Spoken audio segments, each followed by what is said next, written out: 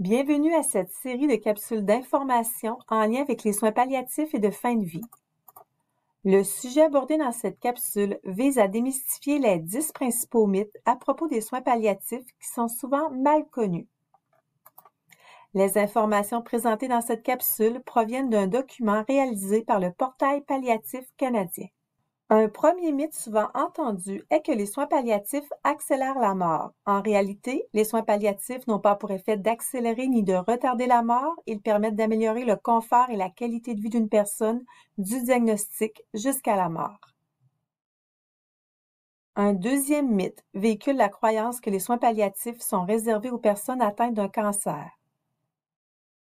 En réalité, les soins palliatifs peuvent bénéficier à toute personne présentant un diagnostic de maladie susceptible d'abréger son espérance de vie. Certains services peuvent aussi s'adresser à ses proches. Un troisième mythe suggère qu'une personne en soins palliatifs peut mourir de faim si elle cesse de manger. En réalité, avec l'évolution de la maladie, le corps ne parvient plus à digérer et à absorber les nutriments comme auparavant. L'action de manger peut devenir une source d'inconfort malgré les interventions pour traiter les causes sous-jacentes de l'anorexie. En contexte de fin de vie, la personne ne ressent plus la faim ni la soif et éprouve davantage de difficultés à avaler. Si une personne cesse de manger, elle ne mourra pas de faim ou de déshydratation, mais de sa maladie.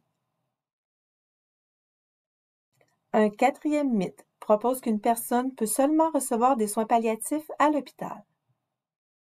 En réalité, une personne peut recevoir des soins palliatifs dans différents endroits, comme à son domicile, dans un milieu d'hébergement, dans une unité ou une maison de soins palliatifs, ainsi qu'à l'hôpital. Le type de milieu est déterminé en fonction des besoins de prise en charge médicale et de soins infirmiers, ainsi qu'en fonction de la capacité de soutien des personnes proches aidantes. Un cinquième mythe est en lien avec la croyance qu'il est préférable de ne pas confronter les enfants à la mort et à la fin de vie pour les protéger. En réalité, le meilleur moyen de protéger les enfants est de les informer rapidement de la situation et de leur donner des explications claires et honnêtes en fonction de leur âge. Comme les adultes, les enfants aiment avoir le temps de dire au revoir aux personnes qui leur sont chères. Il est toutefois important de respecter les croyances et valeurs culturelles de chaque personne. Un sixième mythe suggère que la douleur fait toujours partie de la mort. En réalité, la douleur est une sensation subjective qui est perçue différemment pour chaque personne. Elle peut toucher différentes dimensions comme l'aspect physique, émotionnel, psychologique, social et spirituel. La douleur ne fait pas toujours partie des derniers moments avant la mort, mais lorsqu'elle est présente en soins palliatifs et de fin de vie, il y a toutes sortes de façons de la prendre en charge. Un septième mythe propose que l'administration d'analgésiques en soins palliatifs entraîne une dépendance. En réalité, il ne s'agit pas d'une dépendance. Pour maintenir le confort d'une personne, il faut augmenter les doses d'analgésiques à mesure que son corps s'habitue aux médicaments. Un huitième mythe véhicule l'idée que la morphine précipite la mort. En réalité, la morphine et les autres médicaments du même type servent à maintenir le confort d'une personne. Elle a pour but de soulager la douleur et la sensation de difficulté respiratoire. Lorsqu'elle est administrée à dose adéquate, la morphine ne précipite pas la mort.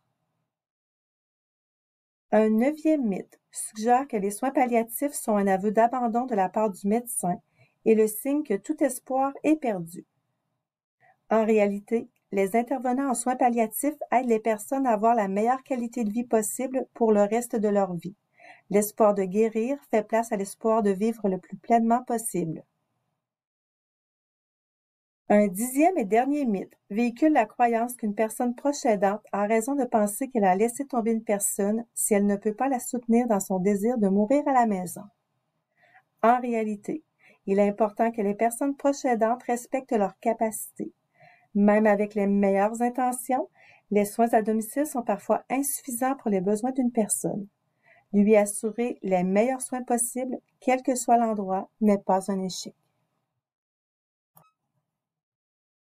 En conclusion, Il existe plusieurs fausses croyances qui sont véhiculées à propos des soins palliatifs.